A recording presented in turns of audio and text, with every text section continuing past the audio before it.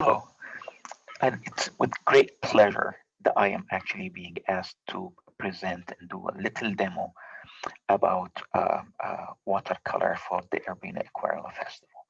Thank you so much for asking. It's really, really a great pleasure, and I'm very, very, very grateful and thankful for all of you who are actually just taking the time that you're watching this. I really appreciate it. Uh, when I was asked to do this, is that about Dante's Divine Comedy, I was a little bit intimidated. It's a great piece of literature. It's a great piece of Italian literature, world literature, actually. And I was just wondering about what can I do, something that's gonna not be so lengthy and at the same time effective and beneficial. So I decided to actually just depict Dante, and he is actually just talking to Virgil, talking to Beatrice, and talking to also Saint Bernard because as you know is that Virgil was actually standing for the voice of reason, Beatrice was the revelation and the faith, and Saint Bernard was the mysticism and the devotion, and they are actually around a fire, and the fire is actually spreading light, which is really fascinating. So for me, again, it is whatever you see in it is that it is the enlightenment that comes out of these amazing conversations that happened. Anyway, as usual, and I will be sharing my camera with you, is that I had to actually do a lot of sketches. Again, every watercolor should start with a sketch. The first one is actually sketching the idea, and the second one would be actually doing a value study so that you can determine where is going to be the light and where is the dark. This is a little bit more for the advanced people who are there, so I'm not going to spend any time just talking about the setup and everything. I'm making the assumption that you know, and I'm pretty sure you know. Anyway, but let me switch to my camera and we can start.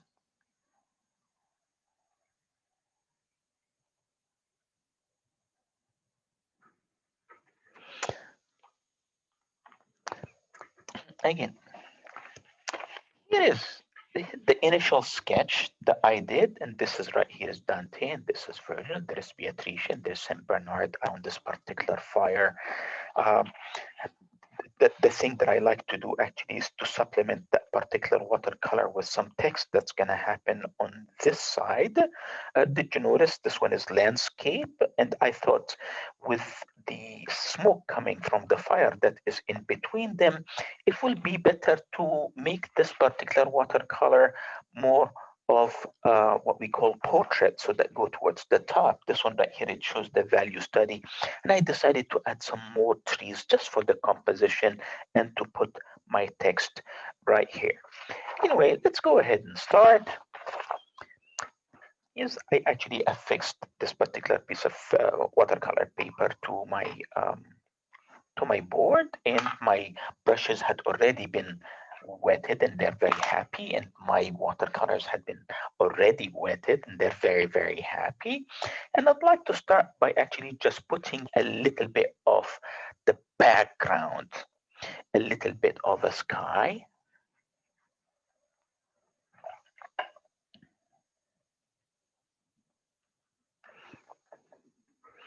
And the sky, supposedly it starts right here by the what, by the horizon line. Fascinating. Not too careful about it, or at least you make the assumption that you're not being careful. But however, what you did is actually just leave right here where the smoke is coming a little bit white. Fascinating. It doesn't mean that this does not. And I will actually just put a little bit of cerulean blue towards the bottom.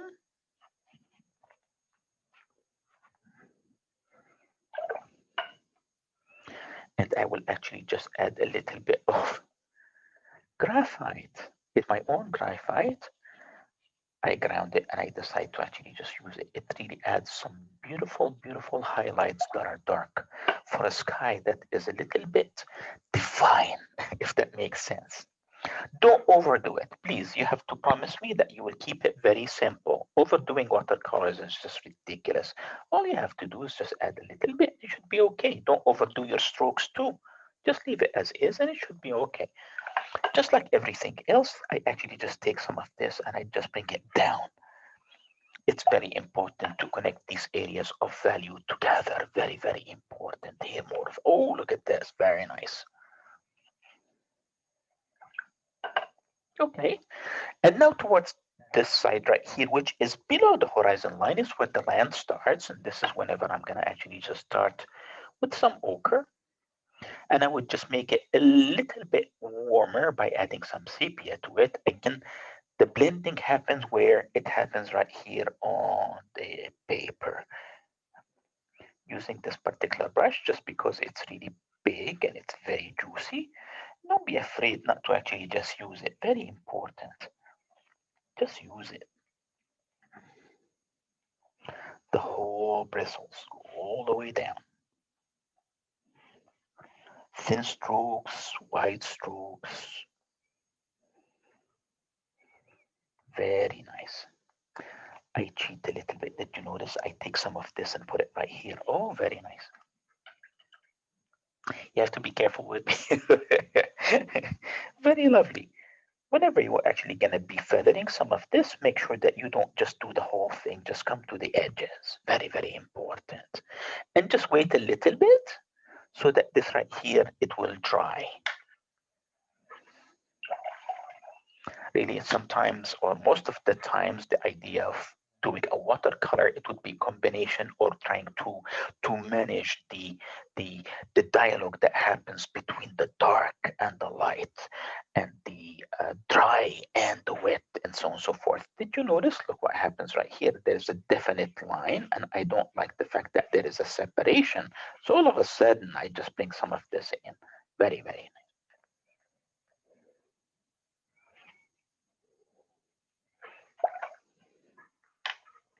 It all happens because of planning. Very, very important. Very, very important. And now we decided that we're going to actually just use a little bit of a thinner brush right here. And what I do is I increase its girth, which is the diameter. I really don't know why brush manufacturers, whenever they actually just say, I'm going to make this brush a little bit thinner, they also make the shaft or the barrel also thinner, which is very irritating because it's a little bit hard to actually hold. So I usually just take a piece of tape and I make it a little bit wider so that we can make it a little bit easier to manipulate. As usual, I would start with something that is extremely light. In this case, it is actually a combination of new gamboge as a color. It's one of my favorite colors. And you notice I have marked 1/3 of the particular page. That's very important for me. Again, you notice I put it right here. I don't mix too much. And then afterwards, you wet your brush and you come a little bit right here. And add a little bit of red to increase the temperature. Very nice. Ooh, this is fantastic fire. And a little bit of white. Right here, right there. And now what I am actually just using is some neutral tint. And this neutral tint happens right here where there is what? There is the smoke. Very nice. Don't be afraid. Just put it as is. This is a little bit more graphite. Ooh, very graphite. A little bit of a shadow because it produces light. Don't overdo. Yeah. Okay, fantastic.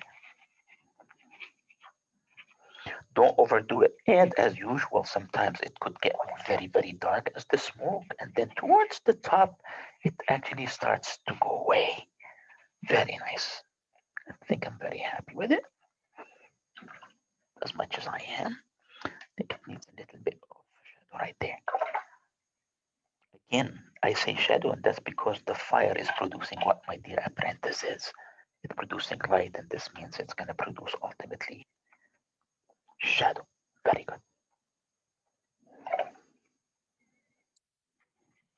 In case you're wondering, it's like all these textures that happens like this. It's the way I use my brush. And I also sometimes, I did here is I would actually take a little bit of sandpaper and I would just rough my paper so that you can have some texture. It's very important for me. It's very, very important for me. Now, by this time right here, notice that everything is very wet. I need to actually just put my fingers according to my sketch. If you can just see. Oh, okay, that's good. This here is a little bit too. I need to put so that it would be a little bit more vertical. Ah, that's better. Don't overdo it. As usual, you have to be very, very, very, very, very, very frugal with your stroke, or else it's just gonna go anywhere. Anyway, oh, you'll probably notice that I actually abuse my brushes. That sounds very bad, but what it is that it's really made to be used. Don't be like using it very gingerly, very, no, not at all. Just go there and just use it. You can actually squish it up to about 2/3, and then afterwards, it would be a little bit hard to use. Or else you're going to be just using the top of the ferrule, and that's really very horrible. That's because it would wear out very quickly.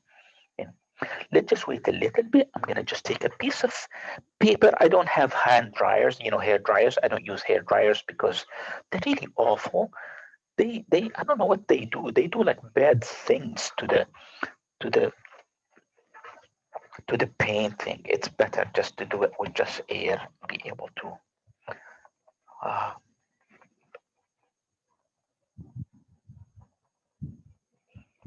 it's almost there.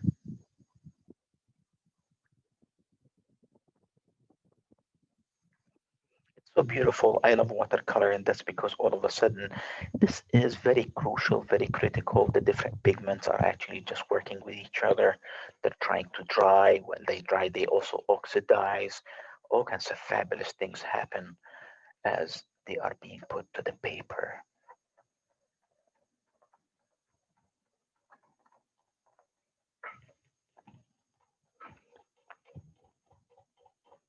Almost there, almost there, almost there.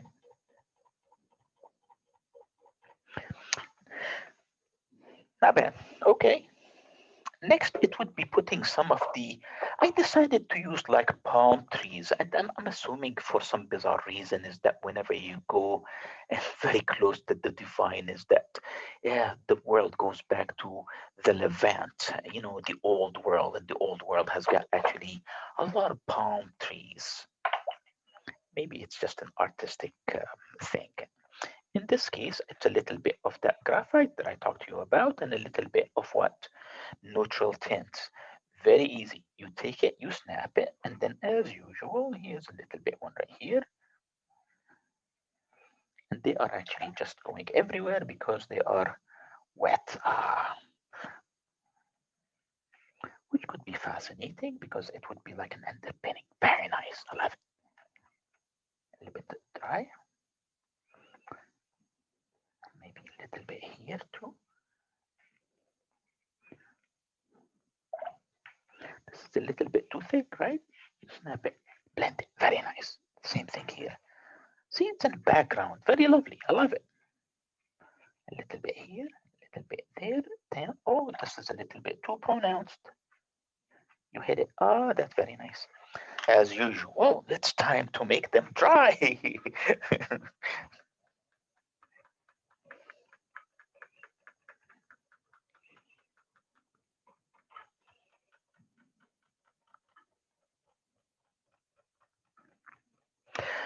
Sometimes the brushes, they leave like hairs on your drawing. These irritate me, but it just, there is a way that you can just pick them up and you need to have like a needle or little knife.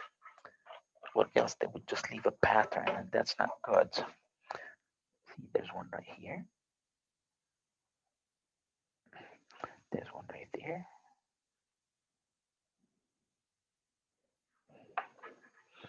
Don't overdo it. I know some of you is like, oh, palm trees are usually green towards the top. Remember, this is just a background.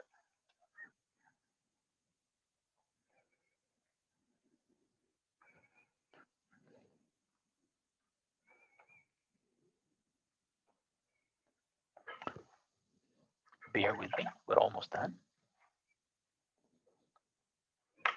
I won't put the figures right now, and that's because the paper is wet. And if the paper is wet, it's just gonna go everywhere. So you have to be very careful. And this is something that you have to be very aware of whenever you're watching any kind of a demo on YouTube or online. And what happens is that usually they would actually cut the part in which there is waiting. Watercolor is not instantaneous, and to actually be able to do something that's very effective is that you're going to have to wait until parts of it is going to be actually just dry and some parts of it are going to be wet. Sometimes if you feel like it's just like really not getting dry at all, you can just take a little tissue right here, but be very careful because it might just take some of the pigment out, and you don't want to do this. Lovely. Light, dark. Don't be too careful. Enjoy it. Almost there. Almost there.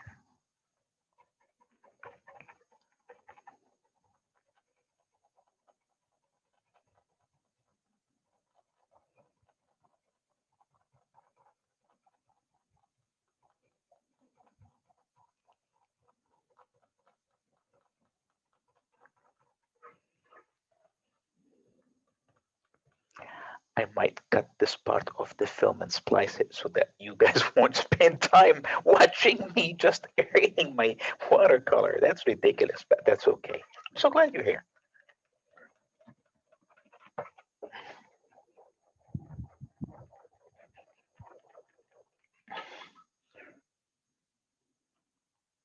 It's a little bit wet.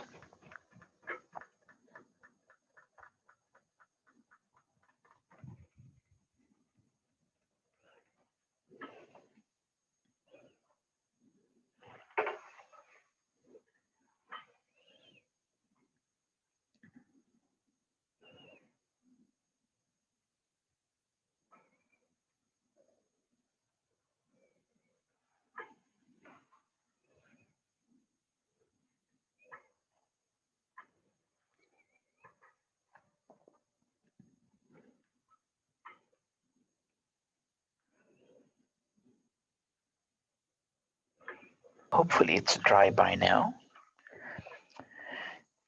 And for the people, I'm going to actually just use a color called Payne's Gray.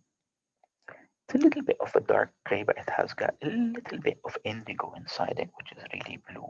The first figure of actually Dante. It's going to be right here. Make sure that your brush is pointed.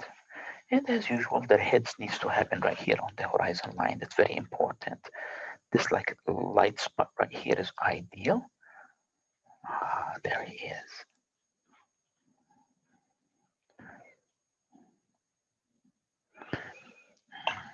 Some paint.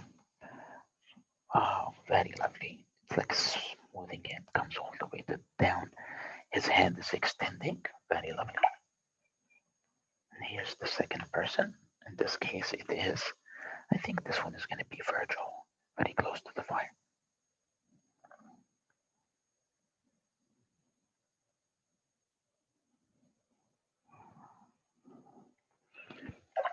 Obscured by the smoke, and lovely. Take some of this, blend it. Very nice, okay. Next to it, don't forget, make sure that it is what pointed, and then Beatrice is right here. Very beautiful, Beatrice.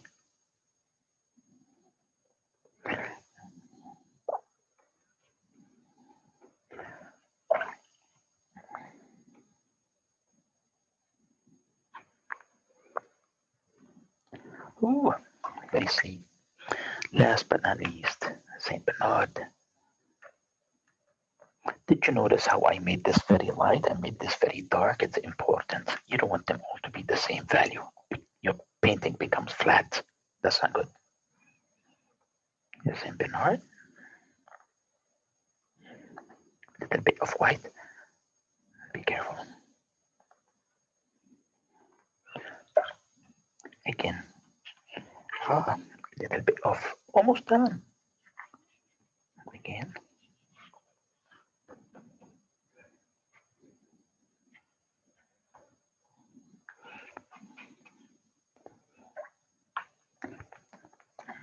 Very thin brush. That's because I'm making the assumption that Dante is holding a staff. Ah, a little bit of dark right here. Make sure you actually blend it. Very important. Make sure you blend it.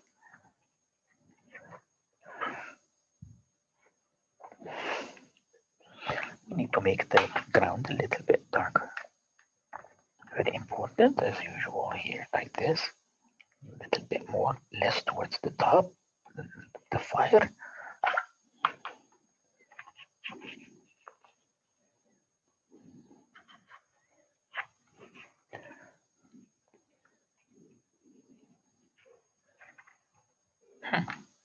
Yep.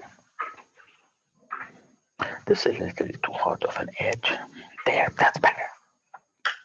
Again, now this is how it is. This is the emphasis is really on the fire, which is the source of light. It's not about the fire, it's light. And this is Dante right here. This is Virgil. This is Beatrice. And this is Saint Bernard. This like very, very, very divine scene. I love it.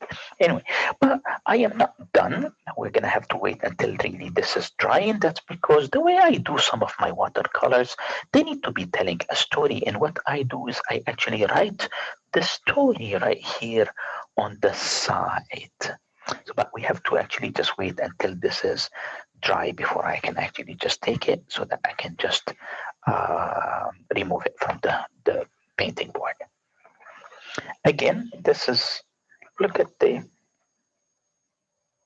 yeah, I think it's a little bit close. Not bad at all. Don't overdo it. Keep it simple.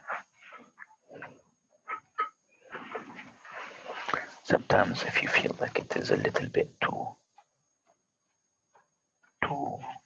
dark, you can always just like dab it so that you can just, yeah, not too bad. Okay, now it's time for me to actually just remove it. Usually you should just leave it here until it's dry, but you know what, then again, this is a demo. I have to show you a demo.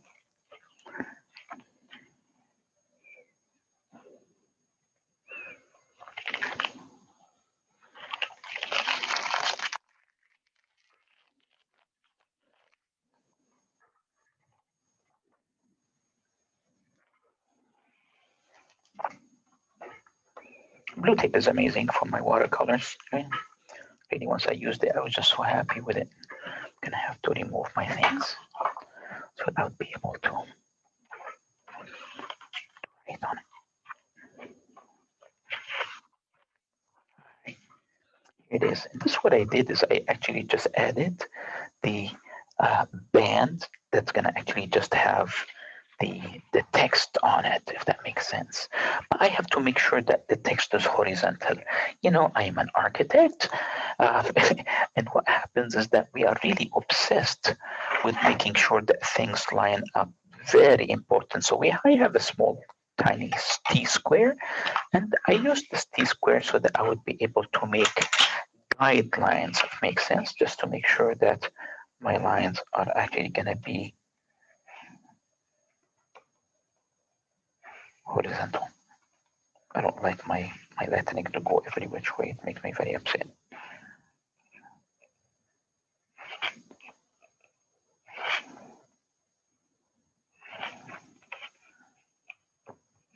This is, in case you're wondering, what am I doing? Well, as I said, I do this as a sketch, as a watercolor sketch, me reacting towards this particular story about Dante. So it is not just the sketch, it also is the written word. So I supplement my sketch with the written word. It's just a unique way of doing things. I don't do it all for all my watercolors. Sometimes I do it, sometimes I don't. You know, it depends. But this one right here, I think I'm going to do it just to show you how I do it.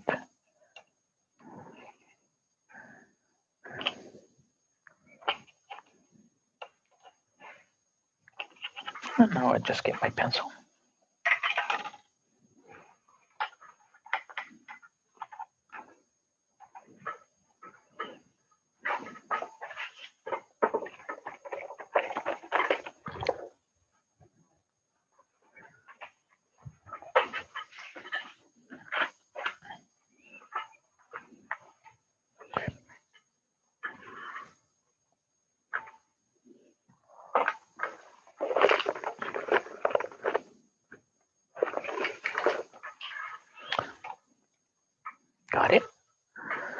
make sure that it is.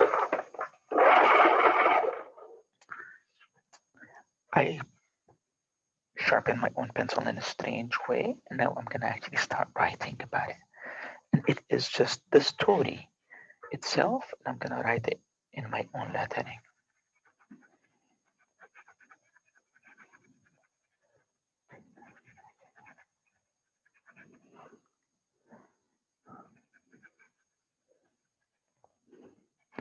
Bear with me.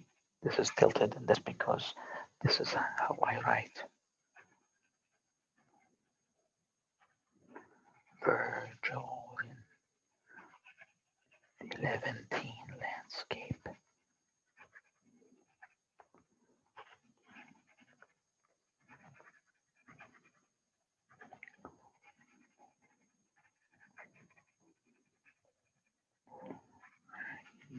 And then where Beatrice.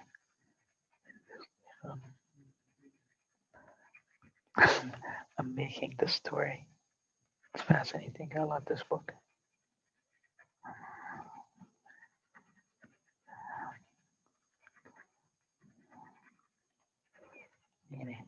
As required by UrbinoInAcquarello and Messua. And then make sure that you sign your work. And again, I'm obsessed with this actually being signed properly.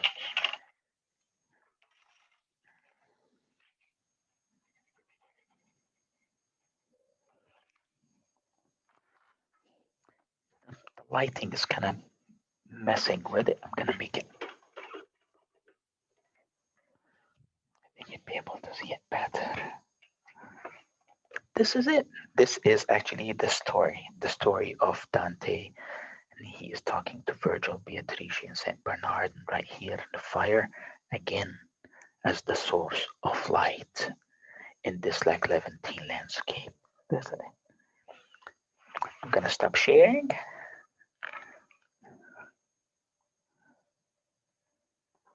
Oh, that was a trip. I loved it. Sorry, again, waiting is part of it. And I just didn't want you to actually get bored. And I did it very quickly. Obviously, it takes time. Number two, planning. It's very important. As I showed you, you notice there was a lot of research, vertical and horizontal. By what I mean by vertical is actually being able to study the value, and horizontal is actually studying the story, the idea behind it, and what had happened. It's very important. And basically, what we do as artists, we actually tell stories. This is what we do. We illustrate them. In this case, I illustrated it and I added some text to it. Let me show it to you again. It looks nicer whenever it's like this. Yeah, this is how it should be. It's a little bit dark. Anyway, thank you so much for UrbinoInAcquarello. Thank you so much, Suha. And thank you so much for everybody who took some of their valuable time and just sit here and watch me. I love you. Take care. Bye.